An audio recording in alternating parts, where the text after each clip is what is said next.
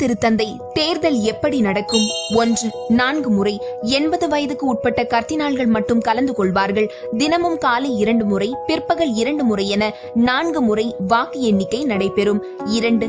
3 கர்தினால்கள் தாங்கள் திருத்தந்தையாக தேர்ந்தெடுக்க விரும்பும் கர்தினால்களின் பெயரை ரகசிய சீட்டில் குறிப்பிடுவார்கள். ஒருவருக்கொருவர் கலந்துரையாடவும் பேசிக்கொள்ளவும் அனுமதி இல்லை. வாக்குகள் சேகரிக்கப்பட்டு உடனே எண்ணப்படும். திருத்தந்தையாக தேர்ந்தெடுக்கப்பட 3/2 பங்கு பெரும்பான்மை பெற்றிருக்க வேண்டும். உதாரணமாக 135 பேர் வாக்கு செலுத்துகிறார்கள் எனில் புதிய திருத்தந்தையாக தேர்ந்தெடுக்கப்படுபவர் 90 வாக்குகளுக்கும் அதிகமாக பெற்றிருக்க வேண்டும். 3. கரும்புகை. பெரும்பான்மை வாக்குகளை தனிநபர் அடையாத வரை அந்தந்த நாளுக்குரிய பயன்படுத்தப்பட்ட வாக்கு சீட்டுகள் நெருப்பிலிட்டு எரிக்கப்படும். சிஸ்டன் புகைப்போக்கி வழியாக கரும்புகை வெளிவரும். கரும்புகை திருத்தந்தை இன்னும் தேர்ந்தெடுக்கப்படவில்லை என்பதை உலகிற்கு அறிவிக்கும் செய்தியாகும். 4. 10 நாள். பேதுரு சதுர்க்கத்தில் இறைமக்கள் கூடி புதிய திருத்தந்தைக்காக ஆவலோடு காத்திருப்பார்கள்.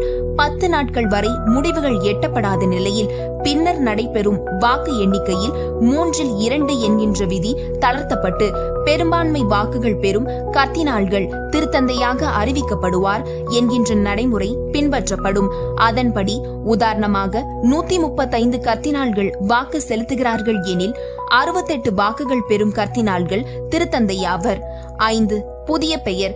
புதிய திருத்தந்தை தேர்ந்தெடுக்கப்பட்டதும் தேர்ந்தெடுக்கப்பட்ட திருத்தந்தை தனக்கென புதிய பெயரை தேர்ந்தெடுக்க வேண்டும்.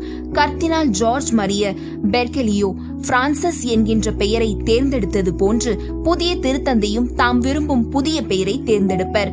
6. வெள்ளிப்புகை. திருத்தந்தை தேர்ந்தெடுக்கப்பட்டதும் சிஸ்டன் மாளிகை புகை போக்கி வெள்ளி நிறத்தில் புகையை வெளியிடும். பேதுரு சதுர்க்கத்தில் திரண்டிருக்கும் இறைமக்கள் வெள்ளி புகையை கண்டதும் இறைவனுக்கு நன்றி என ஆர்ப்பரிப்பார்கள். ஒருவரை ஒருவர் கட்டி தழுவி அன்பை பரிமாறிக்கொள்வார்கள். 7. King maker கர்தினால்.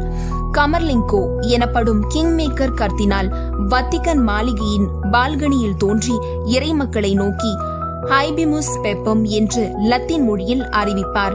அதாவது நமக்கு திருத்தந்தை கிடைத்துள்ளார் என்பதாகும். புதிய திருத்தந்தை தோன்றி இறைமக்களுக்கு ஆசீர் வழங்குவார்.